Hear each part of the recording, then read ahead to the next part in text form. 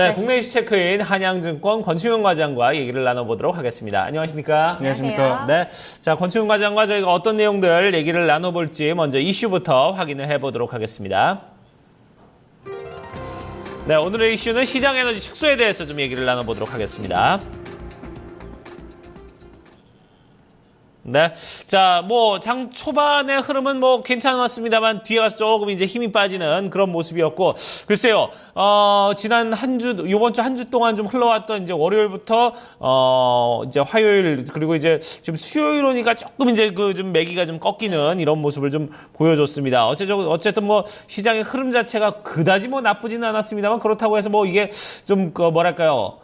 활기차다 이런 느낌도 좀 덜 들었던 그런 하루였던 것 같아요. 네, 맞습니다. 종목별로 봤을 때는 거래량도 굉장히 좀 줄어드는 그런 한산한 모습들도 많이 보여줬고요. 일단은 어제 코스피 같은 경우는 2020포인트를 돌파를 좀 시도를 했습니다만, 장 막판까지는 상승분을 좀 반납을 했습니다. 2000포인트 위에서 계속해서 좀 지수가 좀 답보 상태를 좀 보여주고 있고요. 또 중요한 것은 외국인이 다시 한번 한 2천억 이상 매도를 좀 하는 모습을 보여주면서 외국인의 매도가 얼마만큼 더 나와야 하는지에 대해서 굉장히 좀 의문점을 갖게 하는 그런 시장의 모습이었습니다. 일단은 기관 같은 경우도 그동안 한 평균적으로 한 1,500억 이상 정도 매수를 해주는 모습을 보여주다가 어제 같은 경우는 한 880억 정도 매수를 하는 모습을 보여주면서 그동안 매수했던 것의 한 절반 정도에 그치는 그런 모습을 보여주면서 시장이 좀 약세로 전환하지 않았는가 좀 생각을 하고 있습니다. 네. 일단은 2,000포인트부터는 차익 실현 매물이 계속해서 좀 나올 것으로 좀 예상이 되고 있기 때문에 2,000포인트 위에서는 어느 정도는 좀 시장을 좀 긍정적으로 보기에는 아직까지는 좀 힘들다라고 좀 생각이 되고 있고요. 네. 다만 제약 바이오 정도는 좀 굉장히 좀 오르고 있습니다만 그 외에는 타 섹터로 매기가 좀 확산되지 않고 있기 때문에 지수로 대응을 하기에는 굉장히 좀 어려운 시장의 모습을 하고 있다라고 좀 말씀드릴 수 있겠고요. 더군다나 어제 원달러가 좀 하락을 하면서 수출주에 대한 기대감도 좀 줄어들고 좀 수출주의 의존도가 큰 우리나라 증시에는 좀 좋지 않은 뉴스가 좀 됐던 것으로 좀 예상이 됩니다. 일단은 현재는 시장을 상승을 추가적으로 견인할 에너지가 아직까지는 좀 부족하다고 느끼기 때문에 좀 그런 시장의 모습이 좀 한동안은 지속되지 않겠는가 이렇게 좀 생각이 되고 있습니다. 네, 하지만 또 간밤의 흐름을 봤을 때는 글로벌 증시가 나쁘지 않은 양상을 보였습니다. 일단 지정학적 우려에서도 어느 정도는 자유로운 모습을 보였었고 네. 또 최근에 미국을 중심으로 글로벌 경기 회복에 대한 기대감도 돌고 있는데 이런 매기를 좀 긍정적으로 우리 받을 수는 없을지 예상을 어떻게 해볼까요? 네, 맞습니다. 전일 미국 지표 같은 경우도 굉장히 좀 잘 발표를 했고요. 유럽 시장 같은 경우는 독일 같은 경우는 2% 이상 좀 상승을 하면서 마감을 하는 모습들을 보여줬습니다. 글로벌 증시 상승에 대한 좀 반등은 좀 어느 정도 예상은 해보겠습니다만 제가 봤을 때는 이 매물대를 좀 이 고점에서 뚫기에는 아직까지는 한국의 직접적인 에너지는 좀 부족하다라고 좀 생각을 하고 있고요. 일단은 좋은 뉴스들은 많이 좀 기다리고 있습니다. 미국 추수감사절 이벤트라든지 중국의 SDR 편입 그리고 유럽의 경기 부양책 등이 좀 기다리고는 있습니다만 금리 인상과 좀 맞물리면서 상승 여력이 좀 제한적이지 않겠는가 좀 생각을 하고 있고요.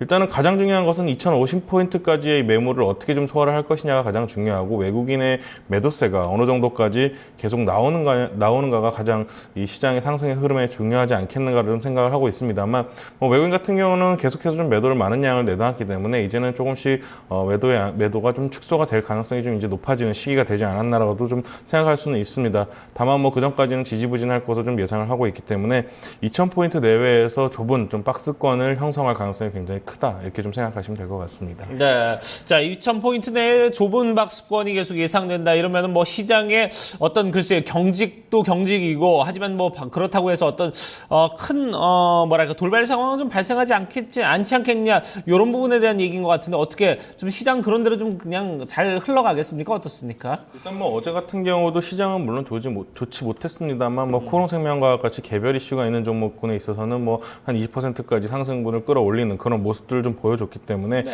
일단은 좀 좋은 종목 위주로 좀 매매를 하셔야겠다라고 좀 말씀드릴 수 있겠고요. 그동안 좀 말씀드렸던 성장주, 제약, 바이오, 또 화장품 섹터 쪽은 좀 계속 견고한 흐름을 좀 보여줄 가능성이 많습니다. 다만 종목별 추세 상승이 굉장히 좀 어려운 부분에 있기 때문에 네. 공격적인 주식 매수는 좀 어느 정도는 삼가를 하셔야 될 것 같고요. 다만 돌발 악재는 나올 수가 있습니다. 테러가 계속해서 진행이 되고 있기 때문에 이런 부분에 있어서는 돌발 악재를 기다리셔도 되겠다라고 좀 생각이 되고 있고 또 러시아와 터키의 긴장감이 좀 계속돼서 지속되고 있기 때문에 이런 부분 정도는 시장에 어느 정도 정도 좀 단기적인 충격을 예상을 할 수는 있을 것 같습니다. 그렇기 때문에 좀 기회를 기다려라라고 좀 말씀을 드릴 수 있을 것 같고요. 한 2주째 계속 기회를 기다리라고 말씀을 드리고 있는데 계속해서 좀 이렇게 지수가 하락할 때마다 좀 사셨다면은 뭐 한 5% 정도의 수익률은 계속해서 좀 나올 수 있는 시장이었습니다. 그렇기 때문에 그런 식으로 좀 매매를 하시면 될 것 같고요. 종목별 감에도 있는 구간에 있는 종목들을 잘 선별을 하신다면은 뭐 제가 봤을 때는 시장에서는 뭐 가격 메리트 발생하는 종목들에서는 수익을 낼 수 있는 그런 시장이다 이렇게 좀 생각을 하고 있습니다. 네. 길게 보긴 조금 어렵겠습니다만 좀 짧게 봤을 때는 여전히 우리가 또 긍정적인 수익을 낼 수는 있는 구간대다라는 네. 이야기신데 그러면 아까 환율을 좀 짚어주셨었는데 계속해서 금리 인상에 대한 가능성이 있는데도 불구하고 어제는 좀 달러가 좀 약세를 보였었는데 이런 부분에 있어서 수출주는 어떻게 봐야 될까요?